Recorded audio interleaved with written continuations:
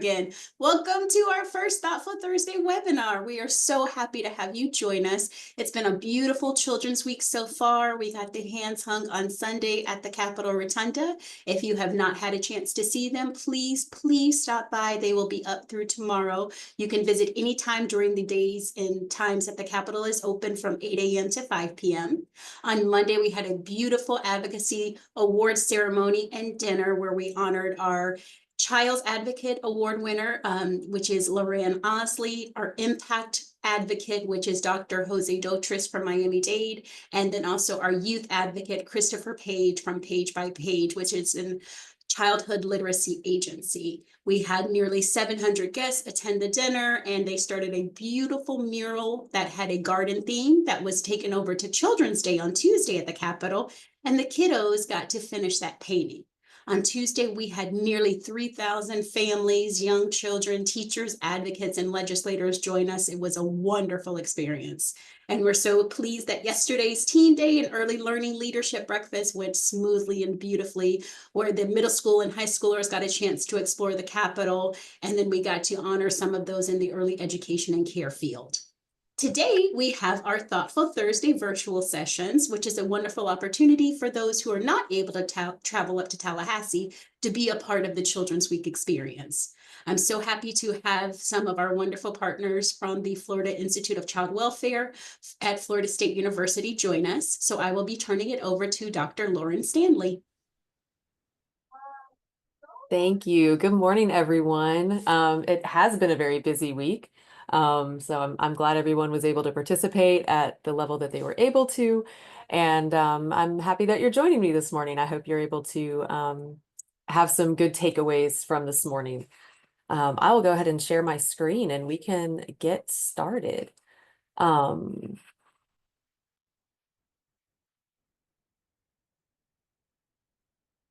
Okay, so I'm hoping that everybody can see and that we are getting started. I will try to keep monitoring the chat. I'm not the best at monitoring during the presentation, but I do have some time reserved at the end for questions. And I hope I have a chance to interact with some of you this morning. So I am Lauren Stanley. I'm from the Florida Institute for Child Welfare. And we're going to talk a little bit today about early childhood trauma. We're going to talk about early literacy skills and how two research tracks really were able to synthesize and find a link between intergenerational trauma and early literacy skills in children. And it's really exciting that this is research being done right in Tallahassee. Actually, based out of Tallahassee, we are doing research across the country with some of our other affiliates. But I will share all of that this morning with you. So as we jump in, I am currently the Assistant Director of Organizational Development, Research and Evaluation at FICWA. That means for most of my week, I am doing research on the child welfare workforce. I help the helpers. How can we organizationally make sustainable change in the system and help the CBCs and service centers enhance their workforce. I also study trauma and childhood trauma, and this is a slice of my research and how we're synthesizing it across the state. Dr. Pescher, the rest of my team was unable to attend this week, so I apologize. You are just stuck with me for the day, but I will introduce them as well. Dr. Yakov Pescher is Associate Dean at the College of Social Work at Florida State University. He's also a full professor that conducts research through the Florida Center for Reading Research. So he is definitely our early literacy skill expert on our team. He also is the Deputy Director of the National Center for the Improvement of Literacy. So he knows his stuff. We'll just leave it at that. We also have Dr. Jessica Price. If you're familiar with FICWA, you'll recognize her name as a past director of FICWA. She's now research faculty at the College of Social Work at Florida State. We have Sarah Odell. She's an MSW. We have a lot of social workers on our team, and we'll get to that as we go through this research as well. Sarah Odell is an assistant in research at the Florida Center for Reading Research and has been on this study for many years. And we also have Skylar Brum, who is a doctoral student in the College of Social Work. So she is working toward her PhD in social work and also participating in our current research. So I think we have a crackerjack team moving forward on this topic, and I hope that you get a little bit more information and kind of how we all contribute as we move forward. So for today, we're going to talk about everything. We're going to hit childhood trauma and development, and I'm sure a lot of you guys are familiar with that. I'm going to kind of outline how it has moved into how we actually measure trauma. And that's important both for practitioners as well as for researchers. And spoiler alert, it's fairly underdeveloped in the research world. We have a lot of ways to measure it in the practice world, but research kind of is floundering right now. So that's what we're kind of hoping to address with our study. We also are looking specifically at how childhood trauma manifests and integrates in the school system, because again, that's where that early literacy piece comes in, as to how we can best support those learners. And then we'll get to how we discovered this intergenerational trauma link to early literacy skills and how we kind of developed our research into that. And then we'll touch on future directions. So if I'm going to check the chat really quick, if anybody has questions before we get started. I tell you, I sometimes just go into presentation mode and forget that there's a chat there. But it looks like we are good. So far, Okay. we've got some introductions, but I don't see any questions yet. Okay, perfect. Okay, so I will go back to, can you guys still see my screen? Are we still able to see the screen? It looks like we are. Okay, perfect. So what we know about trauma. Let me see if this is going to work. I might have to stop sharing and share again. Just bear with me for a second. It was acting a little fussy. Let's see if this works now. Perfect. Okay. So when we're talking about trauma in early childhood, we're really talking about something that is going to shape a person's entire life, right? And unfortunately, it's becoming more and more common, and we're finding out more and more about it, and it's being recognized as a serious health problem, almost a public health concern. So experiencing this trauma early on, whether it's abuse or neglect or witnessing violence, this affects how a child's brain develops. And not just in those early years, it affects it all into adulthood. And this kind of stress changes how kids think and feel and interact with the world around them. And it has long-lasting effects on their overall well-being and their health going into adulthood. Children who go through traumatic events more likely to struggle in school and relationships. They're at higher risk for issues like substance abuse, chronic health issues, mental health challenges later in life. We are all very familiar with these kind of lifelong impacts, right? We also know that from research with children who have experienced trauma, early childhood trauma is linked with lower IQ scores. Doesn't mean it causes it, but it's linked with lower IQ scores. Trouble with memory, delayed language skills, lower academic achievement. And that's a really big deal because academic success isn't just about grades. It's actually one of the strongest predictors of long-term health and well-being. So we have kind of two tracks of research, right? We have this research on childhood trauma, which we're like, this is really bad. And then we have this research track on academic success of like, this is really important, both for this lifelong health and well-being. So we also know that when we look at this academic success component, like adults who don't finish school are more likely to have chronic health problems. They're going to earn less money in the workforce. They're going to struggle with assimilating into the workplace. And at the heart of this academic success is literacy skills. And we'll talk a lot more about that as we move through the morning. But these strong literacy skills aren't just about helping kids read. They actually help them think. They help them plan. They help them manage emotions, stay on task. Like all of this is embedded within literacy. And all of these parts about thinking, managing, planning emotions, this is all like executive functioning skills, right? That's a major impacted part of kids who have experienced trauma. So when we support early literacy through a trauma lens, we're really kind of supporting this whole child and just really laying a foundation for a healthier future. So as we move forward, I'm going to talk about kind of this track of trauma research and where we have this synthesis with literacy research and kind of how we're able to move forward together with this instead of kind of working in isolation. So we're going to talk a little bit about how trauma impacts children's development, because it just doesn't happen in one way. If you've worked with children, you know that trauma comes in very different forms. The three main ones that most people are aware of are acute, chronic, and complex trauma.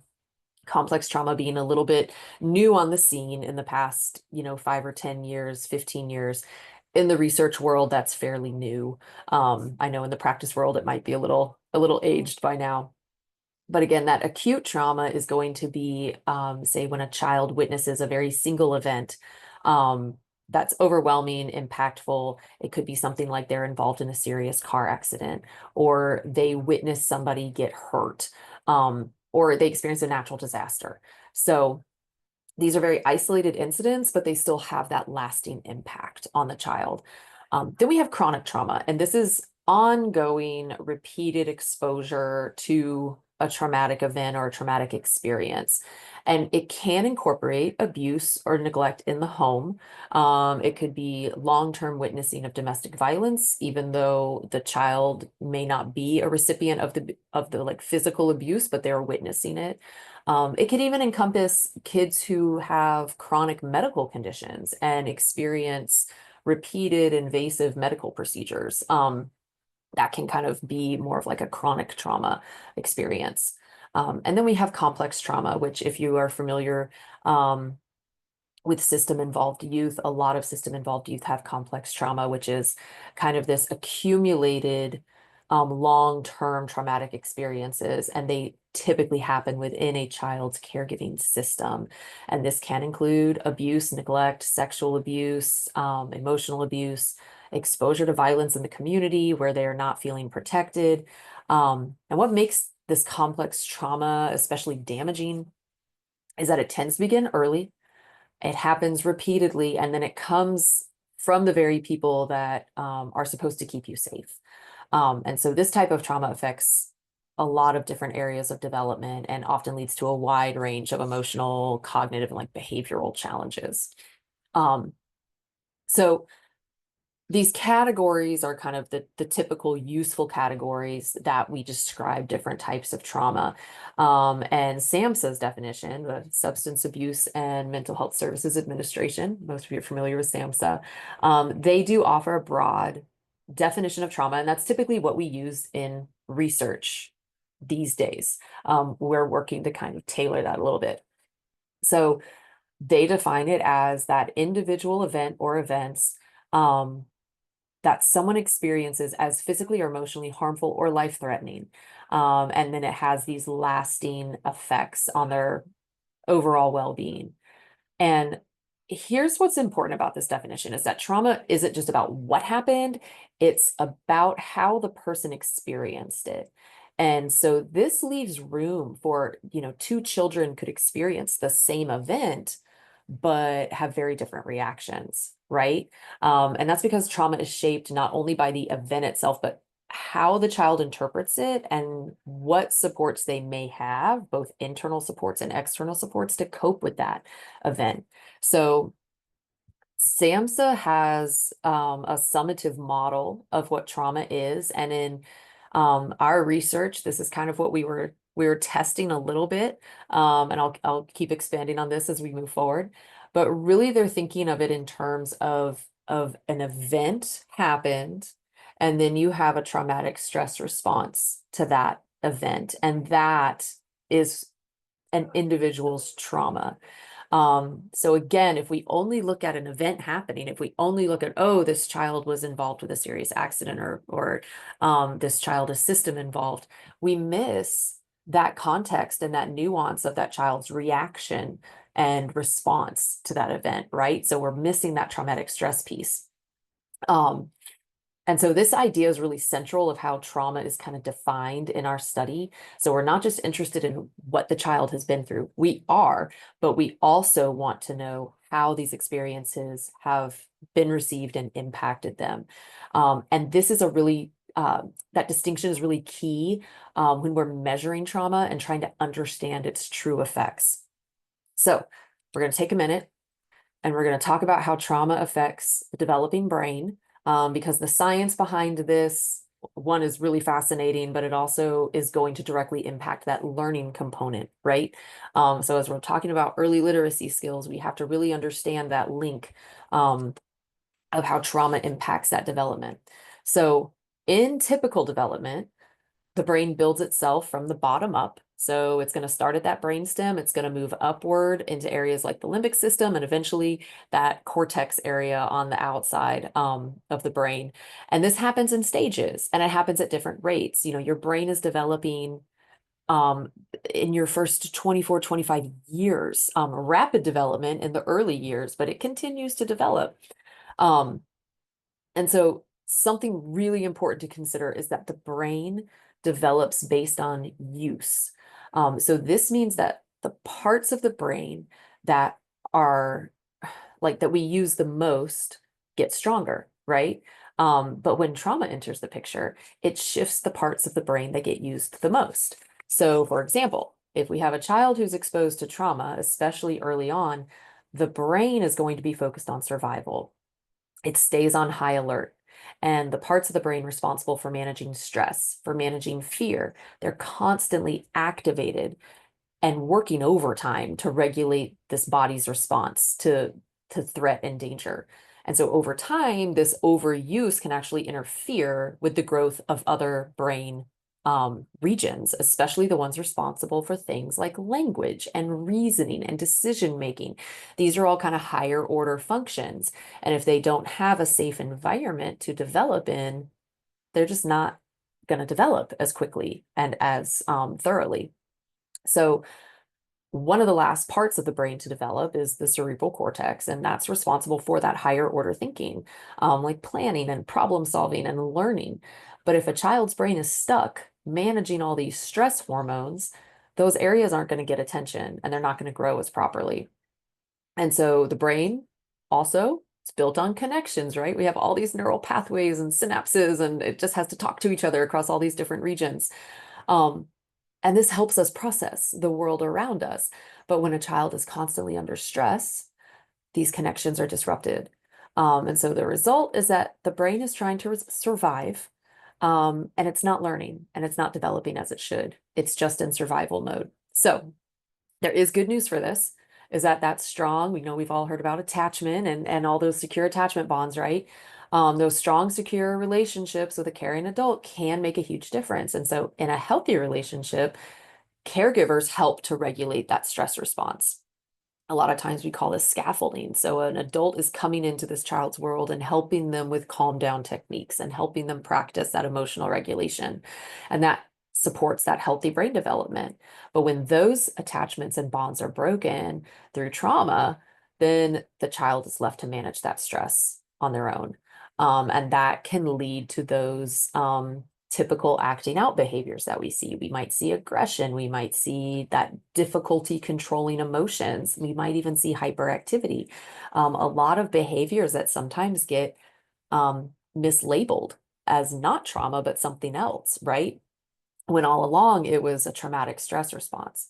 So this is where that SAMHSA definition really comes in and lines up with what we know about the brain. And that trauma just isn't about the event itself. It's really about the interaction between the child, their brain, and their environment.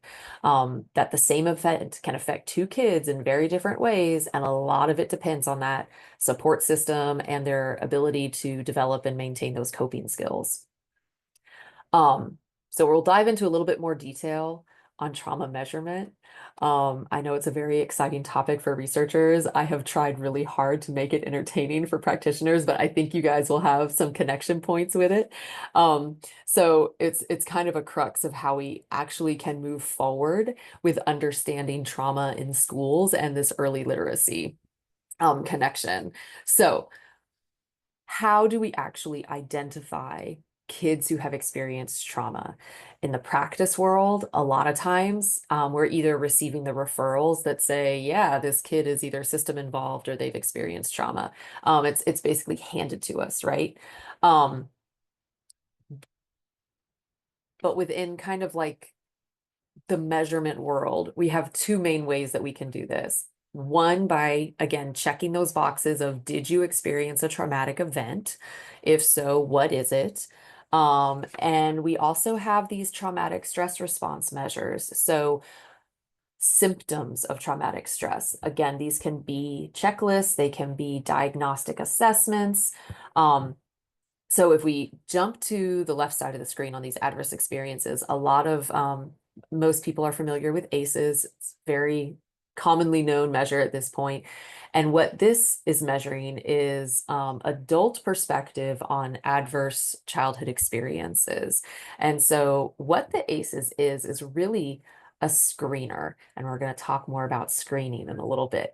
But what screeners do is that it doesn't actually tell you how the person is doing. It tells you what happened, right?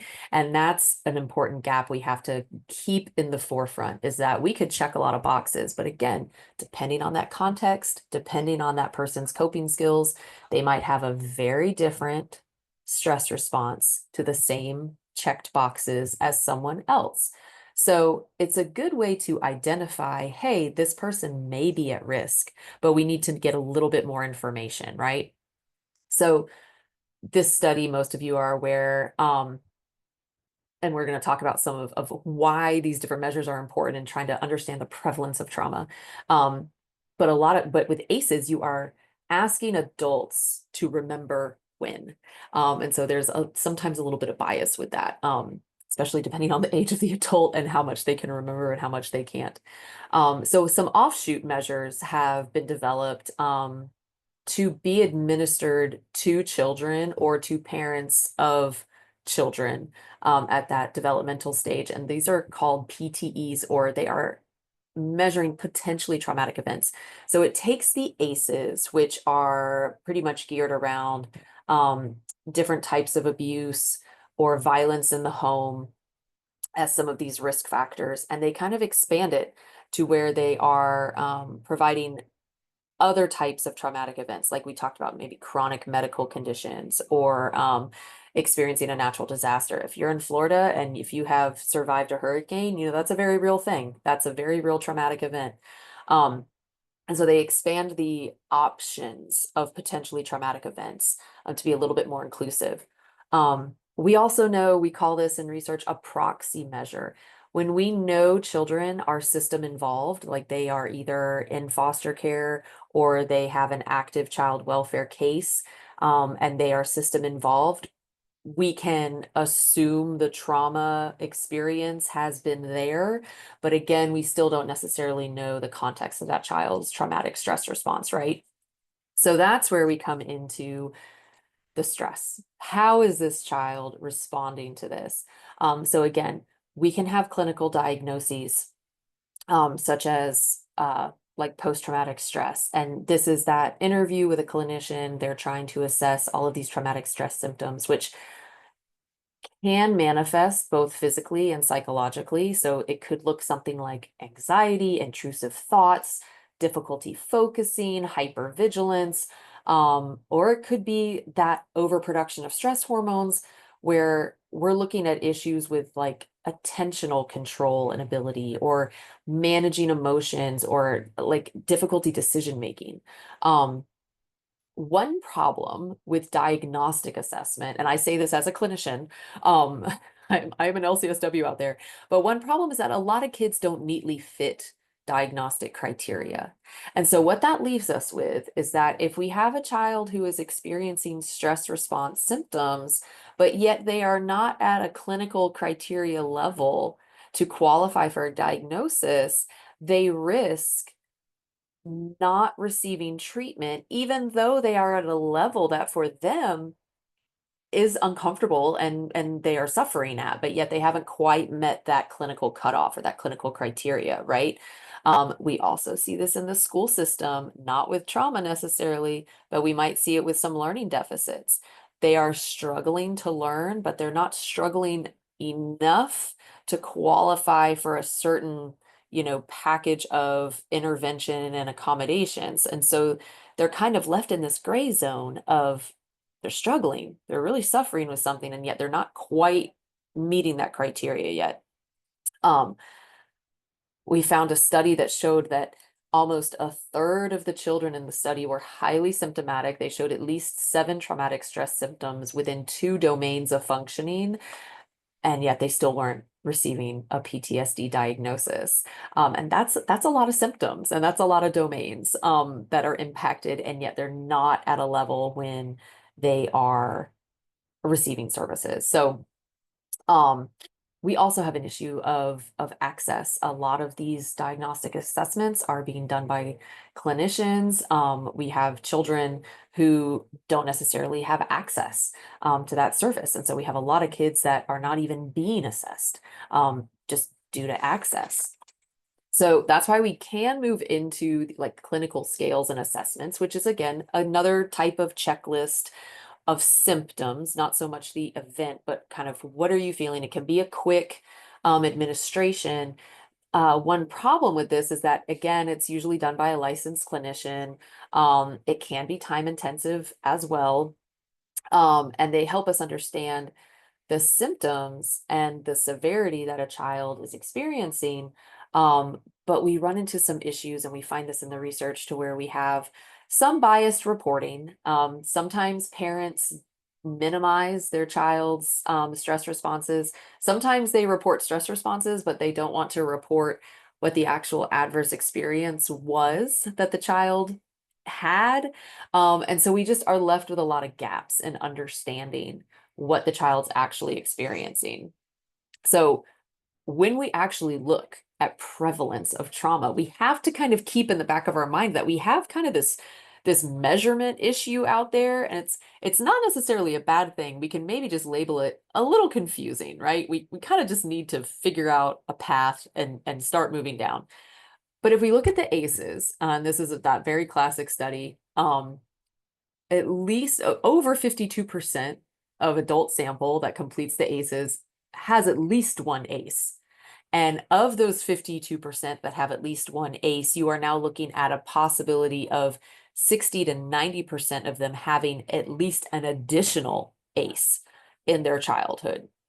So again, this is with grown-ups who are reflecting back on their experiences early in life. When we start looking at the potentially traumatic experience assessments, where say a parent is filling it out on their child kind of in real time, 62% of children have experienced at least one potentially traumatic experience. And if, again, we look at like the type of exposure for that event. So for example, we have indirect and we have direct exposure. So it's kind of how it sounds. Like if it's direct exposure, that means the trauma was happening directly to you. Indirect might mean you are witnessing it, or you are close enough, maybe within the household context, that you are aware that it happened. You're very close to it, but it didn't directly happen to you. If we combine indirect and direct potentially traumatic experiences, now we're up to 68% of children. And these were done on samples of thousands of children, national sample. Now we're up to about 68%. If we only survey system-involved youth of types of traumatic experiences, this is a report based on that complex trauma, right? If we look at system-involved youth, 70% reported at least 2 types of complex trauma. So that could be both physical and sexual abuse, or both physical abuse and neglect. 11, almost 12% of them reported all 5 types of complex trauma. That's significant. So what all this means is that how we actually define trauma, how we look at trauma, it really does matter. So again, if we were only to look at these official PTSD diagnoses, we risk missing children who are deeply affected by their experiences, but they might fall through the cracks because they're just not meeting that really strict clinical criteria. But clearly, if we look at these numbers, there are a lot of children out there who have that exposure, but we don't know at what level are their symptoms or they're suffering from that. Okay. So for my research track, I really wanted to know, like, how can we better identify kids who have experienced trauma? Like, how can we know this so that we can better provide supports, intervention, find empirical evidence for trauma-informed care models in schools? So that's where my research brain was going, is like, how can we better capture this number? Like, how many kids are really out there? And so that's when I started diving into this research related to like trauma in schools, like what is happening right now with school systems and their integration of trauma. So what I found, big shocker, is that schools are a very logical place to actually identify trauma because children are usually there for about 6 or 7 hours of their day, right?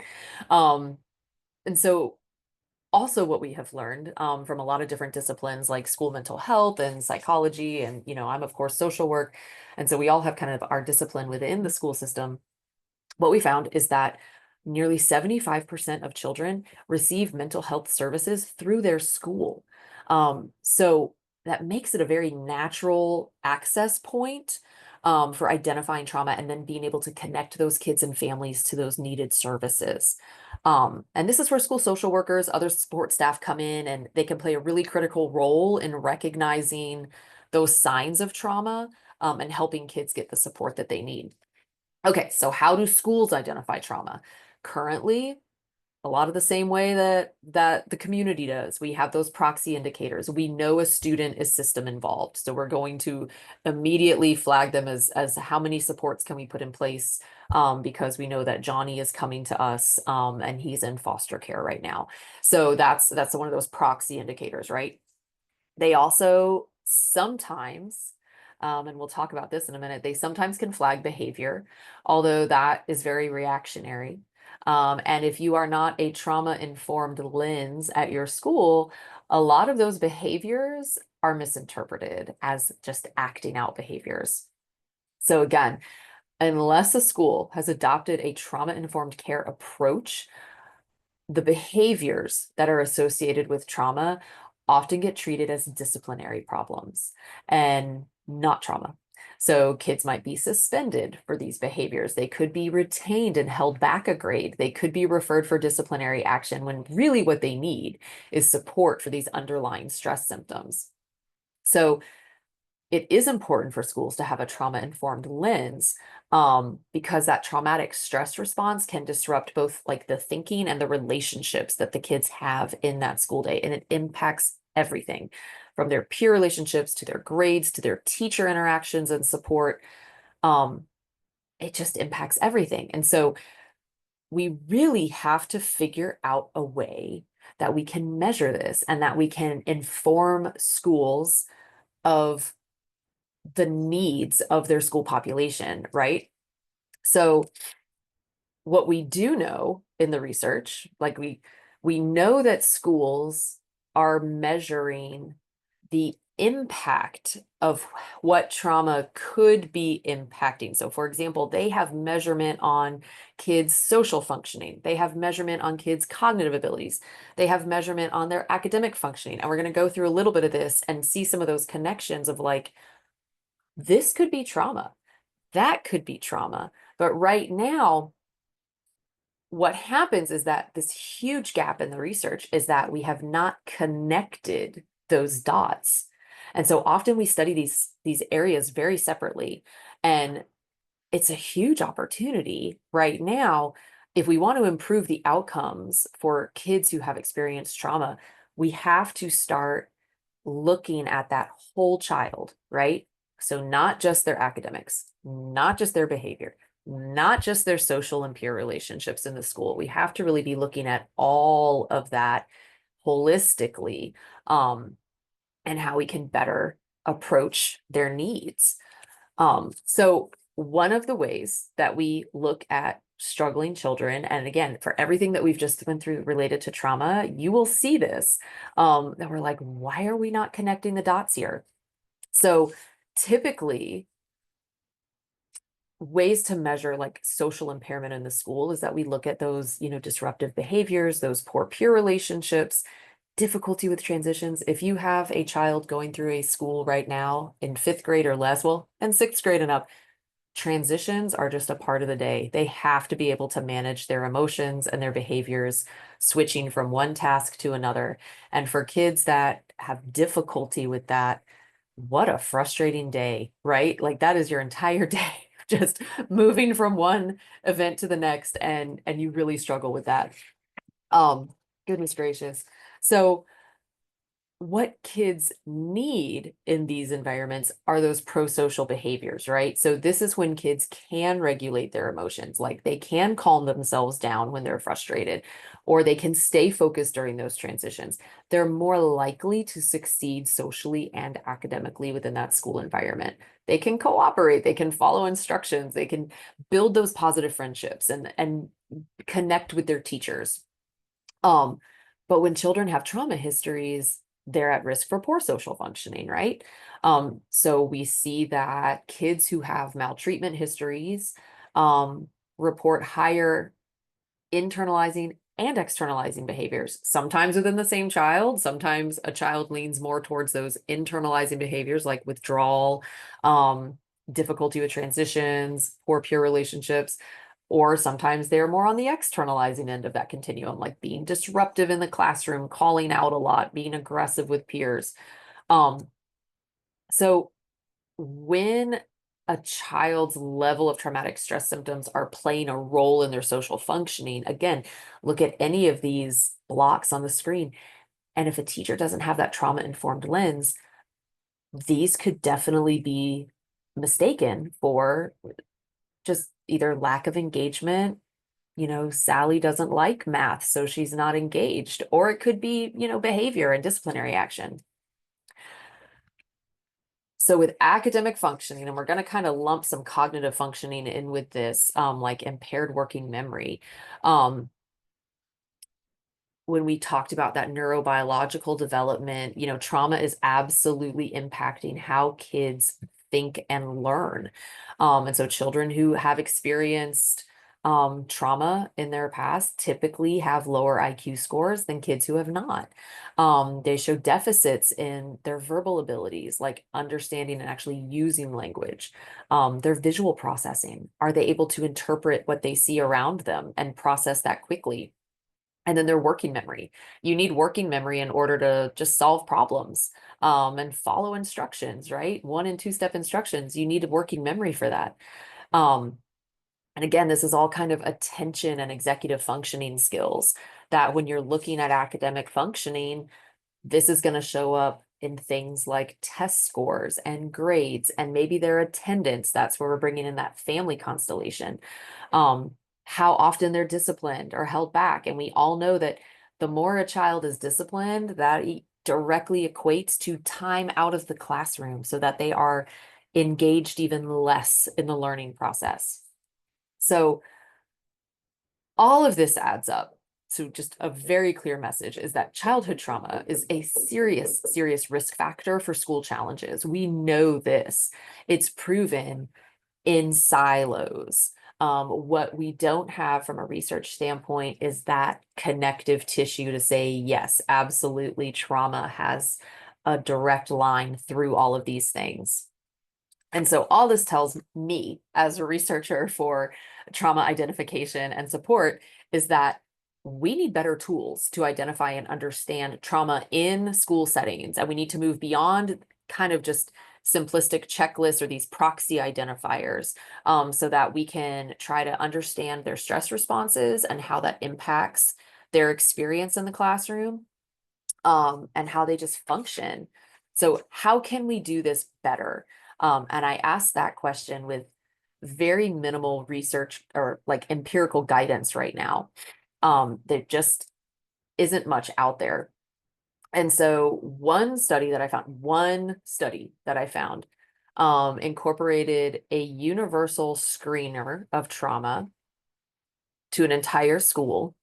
So every student, if parents consented, every student got screened for a traumatic event. So similar to an ACEs, trying to think right now, it's escaping me. I think they used one of the PTE type of checklists.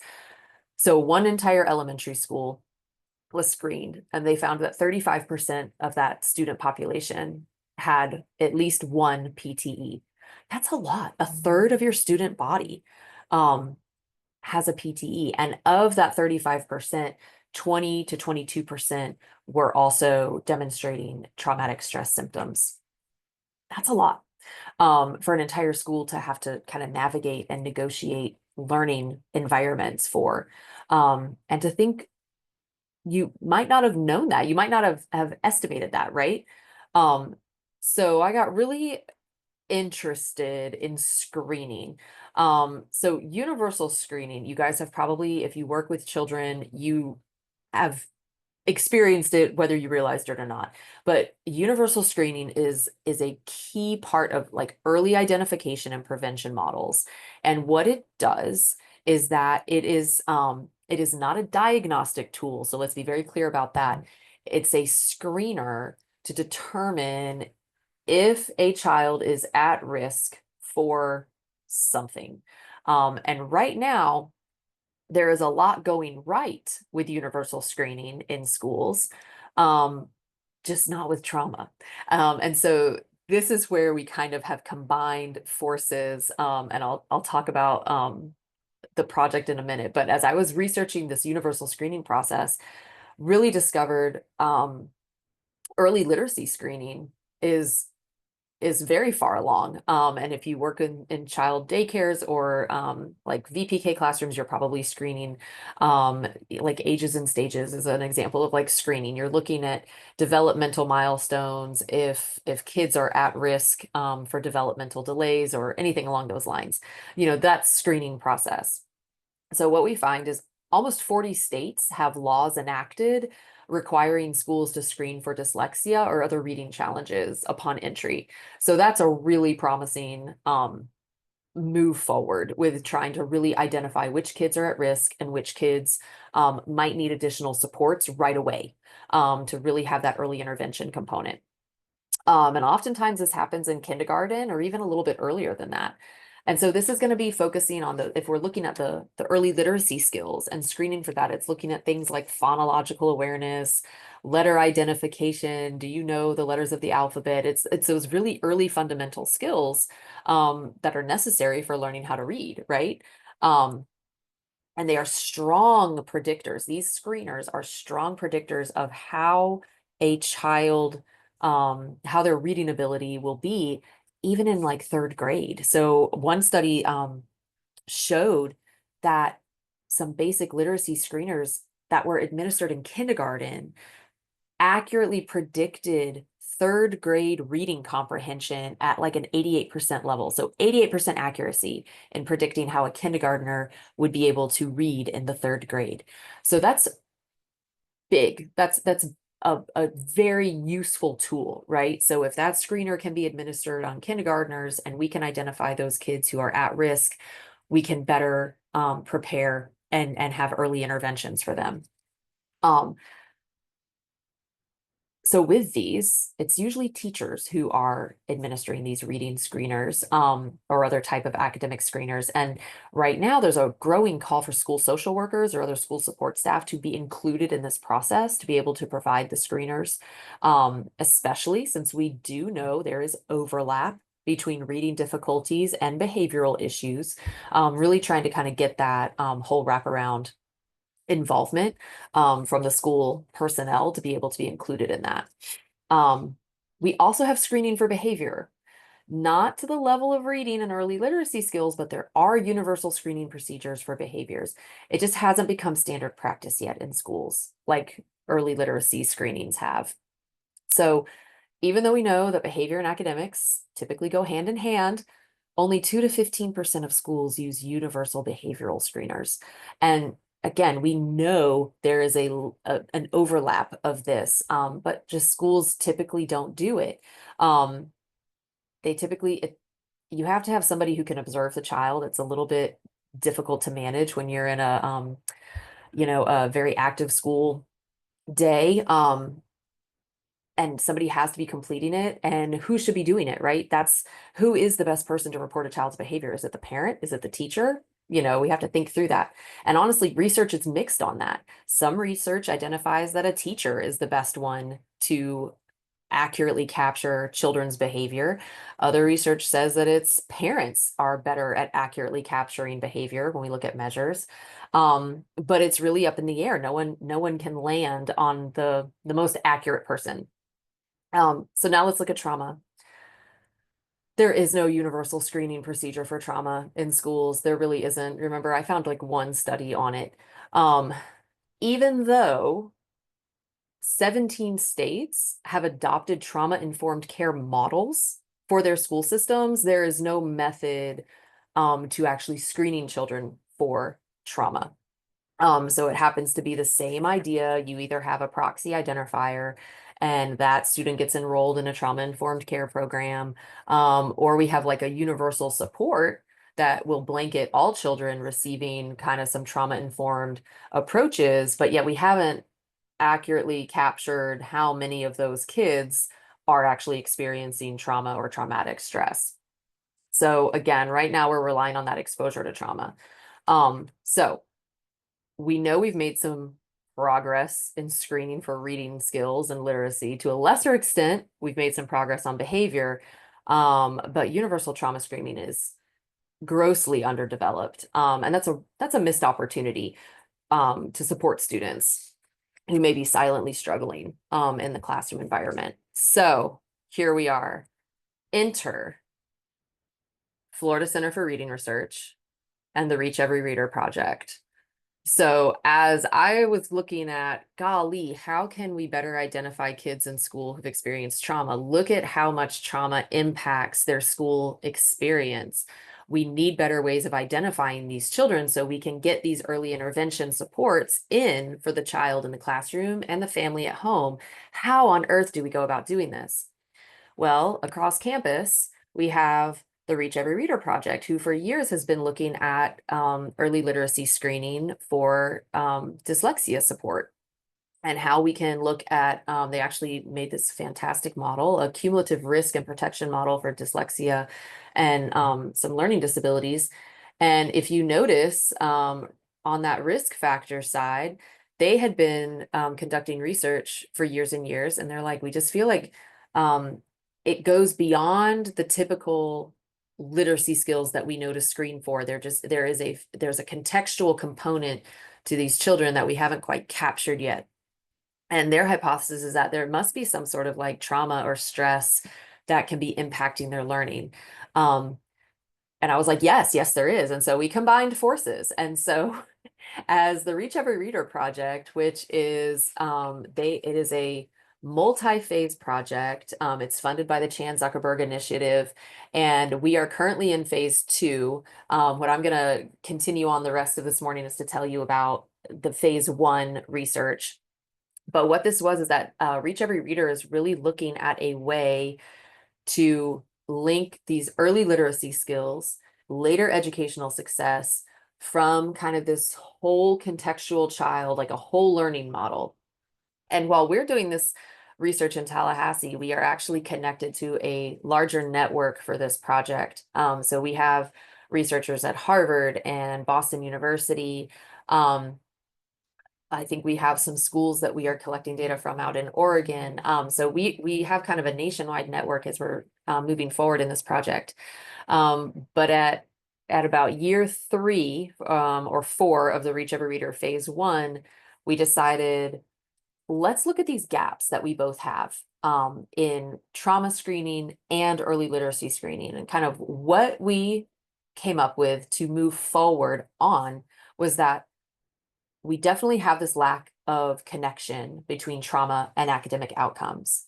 We know that kids who've experienced trauma struggle academically, but we haven't really put a direct link together between measuring trauma and these academic outcomes, specifically with literacy outcomes. We'll talk about that and why that's important in just a second.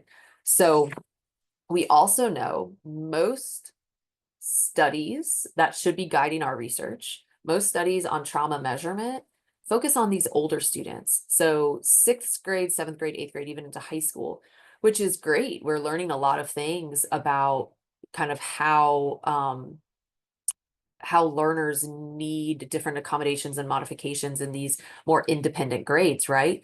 The only problem is that if they're missing that early intervention on literacy skills in kindergarten through 3rd grade, we're basically setting them up for some failure later in their educational trajectory. One of the key findings of literacy research is that at that 3rd grade level, we have a shift. So from kindergarten to 2nd grade, you're learning how to read. But by 3rd grade, you are now reading to learn. So if you have not picked up a proficient reading skill set by 3rd grade, you are going to quickly fall behind because the shift is now you are to read content and learn from that content you just read, as opposed to being taught and you are learning the literacy skills. So we really wanted to jump in and work with those younger kindergarten students and get them screened early on. So what we also learned is that as we're adding trauma screening to our existing systems, like if we add trauma screens to literacy screeners, like at the time of kindergarten admission, it could really help us identify students at risk for academic failure before these problems escalate, right? And these students are already being missed, so they just deserve better. And so that's where we really came in. And we were like, this needs to happen. So we're joining forces. Okay, we haven't talked about intergenerational trauma yet. And I know that's the whole title of the webinar. And here's where we're at. What we've learned from screeners is that parents often underreport their children's exposure to trauma.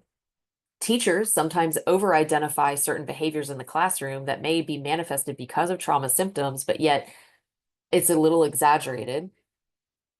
And we have a line of research through pediatrics that is currently using parents' childhood traumatic experiences as an indirect, but actually it's a more reliable way to identify children at risk for trauma exposure or traumatic stress symptoms.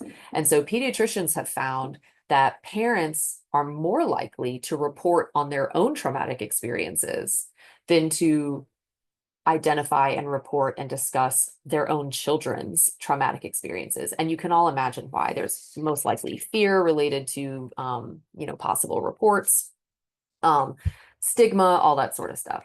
So here we go. Here's kind of our key component. Is when we think about childhood trauma, we just can't stop at the individual child. We have to look at the family system around them. And so this is how a parent's unresolved trauma from their own childhood, whatever that trauma may be, it can affect how they parent.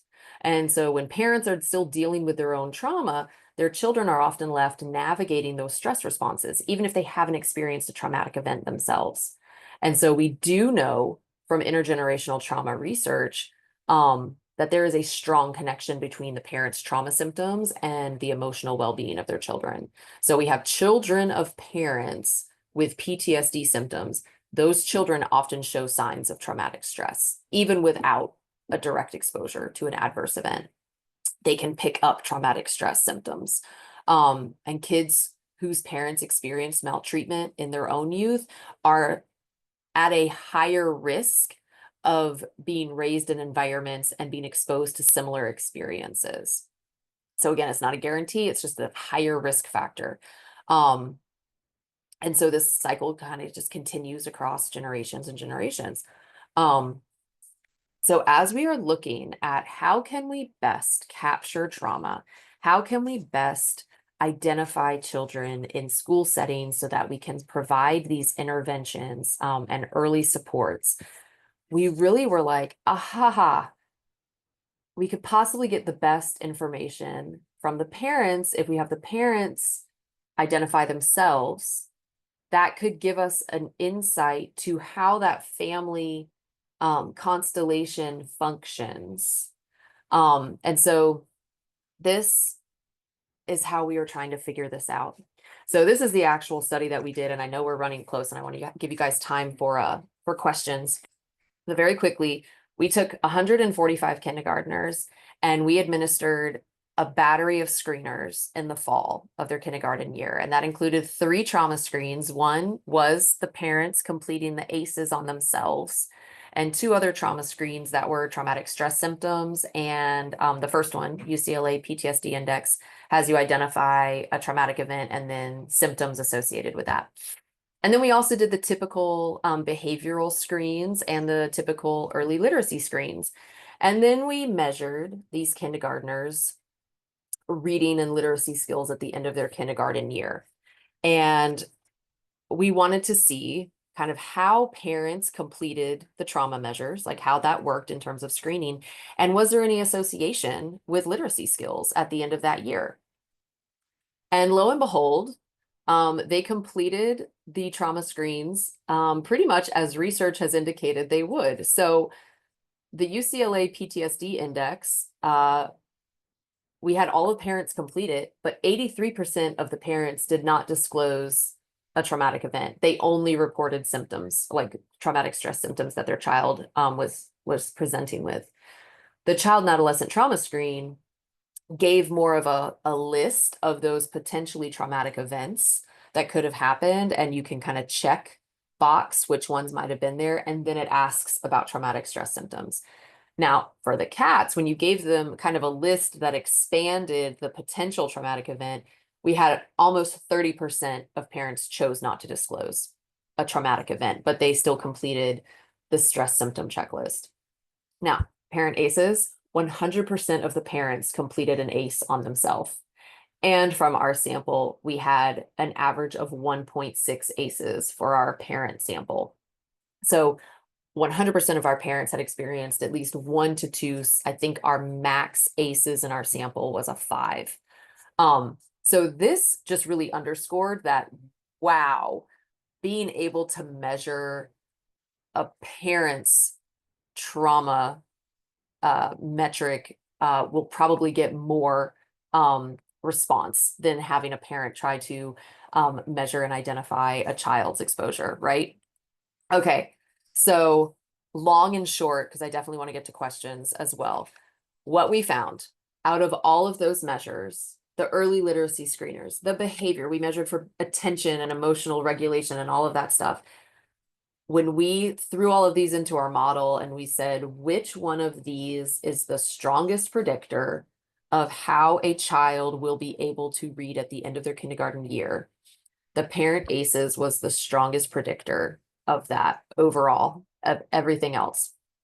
And so what that tells us is that household trauma, that intergenerational trauma piece, is vastly important to early literacy skills. And this can manifest in a lot of different ways, right? If you have a parent who is navigating traumatic stress or their own trauma, and it is exacerbated by parenting stress, right? We're going to have that impact how they parent. And we all know with early literacy development, a lot of that requires the support of an other. So someone needs to sit with that child and read to them, read with them. It might be identifying vocabulary in the environment around you, and you need a grown-up who has emotional regulation skills, that has decision making, that has that ability to connect, to be able to do that. And so that can greatly impact that development of early literacy. So what this shows us is that there really is this link between early trauma, intergenerational trauma, early literacy skills in kindergarten. This was the first study that provided this empirical link.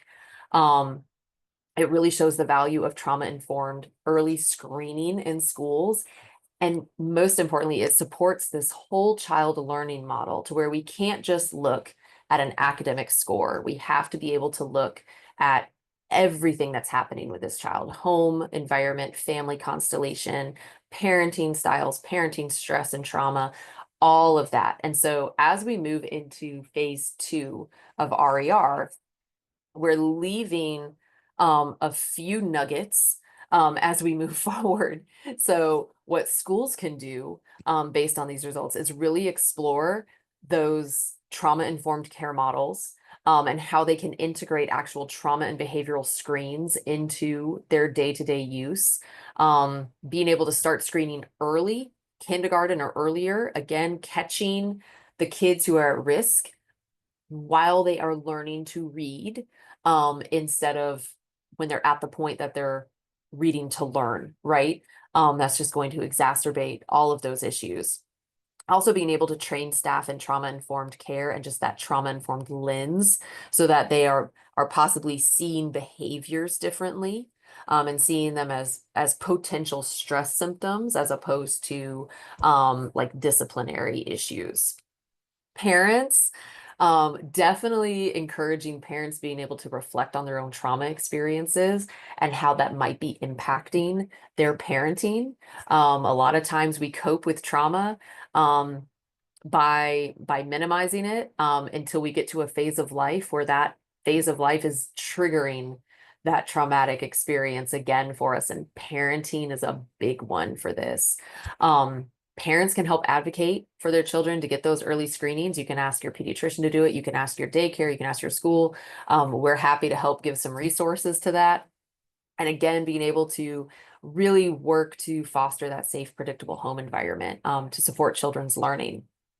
So from a research standpoint, where do we go from here? We are currently in phase 2 of Reach Every Reader, and we are so excited for this. Our team is working to develop these practical checklist and screener packages that will really be able to give a personal profile to each child that can then be used by the entire school support system. So school social workers and teachers, parent liaisons, to really understand this child's needs and how you can best support them. We're also looking to design and validate a culturally informed ACEs measure. So really taking that traditional ACE, but then being able to add in certain culturally specific traumatic events or experiences that we might be able to capture different levels of trauma within different types of communities and really reflect those diverse lived experiences with the measure. And then we also want to create a culturally sensitive behavioral tool as well, one that will pick up behavior, but it will also perhaps point a direction toward traumatic stress over other types of behavioral issues that are out there. And so while we're doing this down here, we have a team in Boston that's working on those classroom interventions that are really looking at the whole child on how they can best integrate early literacy intervention and teaching modalities into that. We also have a team that is working on different AI methods of how we can kind of create different learning content based on student, engagement and response with different, literacy applications. So it's a really cool study. And we're really making some headway in this research to be able to just really empirically show this connection that a lot of time, I guarantee you, if you're a practitioner out there, you're like, well, duh, of course this is connected. Of course we have issues with this. But I want to just give you some hope that the research world is finally catching up and being able to really prove this out there. So I'm going to stop for now, and I really hope we have time. I know we got right up to the limit. If you are able to stay and ask some questions, I'm happy to answer and engage. So I'm going to stop for a sec and see if we have any questions. I might have to move to the chat. And that might have been from some time ago. But yeah, happy to answer questions. Thank you, Dr. Stanley. So there was one question, are all the data being referenced to drawn from a US sample? Let me see, was that some data mentioned. So if it was data related to the prevalence of trauma, then yes, those are all US national samples. Sample sizes well into the, 4 or 5,000s. Yes. I know, right? Isn't that exciting? We haven't even gotten to like international type of trauma yet, but that's a whole different line of research out there. That that might be beyond the scope of our current study, but definitely could possibly get some funding in the future.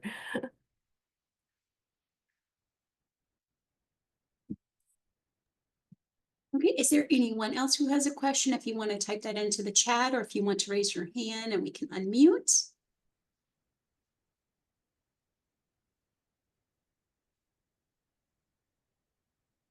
And that's okay if you don't have a question now. If you want to send an email later on, we'll be happy to share that with Dr. Stanley and her team. We will have this recording available. So for anyone who was not able to attend, but still wants to be a part of the session and the experience, you'll be able to find that on our Children's Week YouTube page very soon. Would it be helpful? Could I put my email in the chat? I noticed I didn't put that on a sign Yes, or and a actually I do have a slide. question here. How do we reach you for specific questions? So that would be perfect. Dr. Stanley will put her Absolutely. Okay, email so address I'll in here for add you. my email.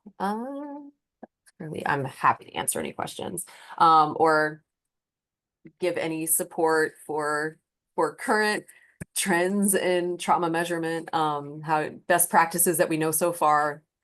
And yeah, it's hard to give at this stage of the research. It's hard to give really direct guidance because we are at such early stages, that it's all going to be very contextual to your, if you are from a school, it's going to be very contextual to that school administration, or, private daycare, kind of how you want to go about it. A slice of what we're doing in phase 2 is I'm doing a nationwide qualitative inquiry of school social workers to ask specifically kind of how they address trauma in their schools and look at how they are utilized by their schools to address literacy concerns, how they liaise with parents, community, and teachers when it comes to kind of that whole child learning. And so we really want to get some guidance on kind of how those school support staff are being used or perhaps not used yet, in being able to provide these interventions and supports for that whole child experience. So that might be the next Children's Week. I have findings to report on that. That would be wonderful, and we would happily welcome it. I do see you're going to have some people reaching out to you directly, which is awesome. I We welcome it. see that Please do. connection. Please do. I know it's been a lot of information this week and especially within the last hour. So have some time to process it, and then please reach out with questions, or any information you have that you feel would be worth sharing. I'd welcome it. Yes, thank you. And yes, the FICW team and the FCRR teams at FSU, as you heard, are doing amazing research and working hard to best support those young children that are in the early stages of development, but then also those that are older that are already in elementary school, by helping to provide those interventions and more research and more information so that we can all work together, as we say with our Children's Week tagline, because every child matters. We know that they do, and it's so amazing to see so many of you wonderful advocates here with us today, those that are really doing the work and being the boots on the ground to help those young children and teens. So again, thank you so much for joining us. We will be having a second session later on this afternoon at 2 p.m. with the Florida Chamber of Commerce. So we hope to see some of you then, and some new additions as well. Thank you, everybody, and we hope you have a wonderful day. Thank you for being a part of Children's Week. Take care.